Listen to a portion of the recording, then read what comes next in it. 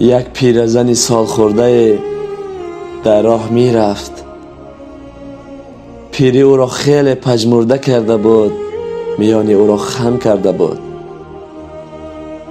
نظر کرد عمر ابن الخطاب رضی الله عنه را در بین قوم دید.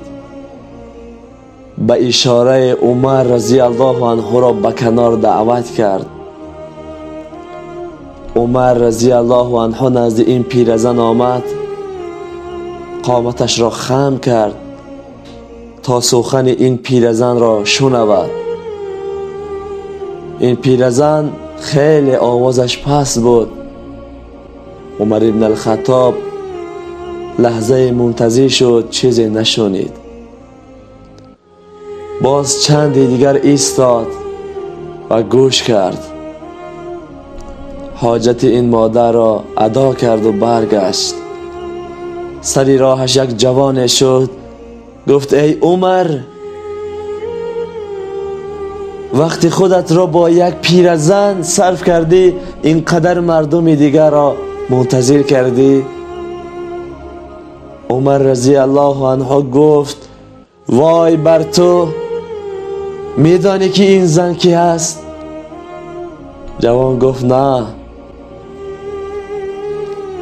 این زن همان زنی هست که شکایتش به 7 آسمان به خدا رسید.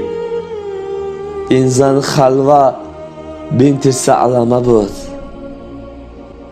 و الله قسم اگر این زن تا بیگاه از نزدم نمی رفت، تا بیگاه منتظر می شدم تا حاجتش را ادا کنم. عمر ابن الخطاب امیر مؤمنان، ببینین چقدر غمخوار بود،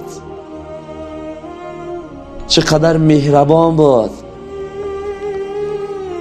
روزی میگه زنی حضرت عمر رضی الله عنه با عمر گفت ای عمر،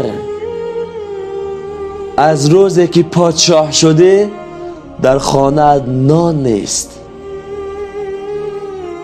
ببینین چه فقیری بود، چه مهربانی بود.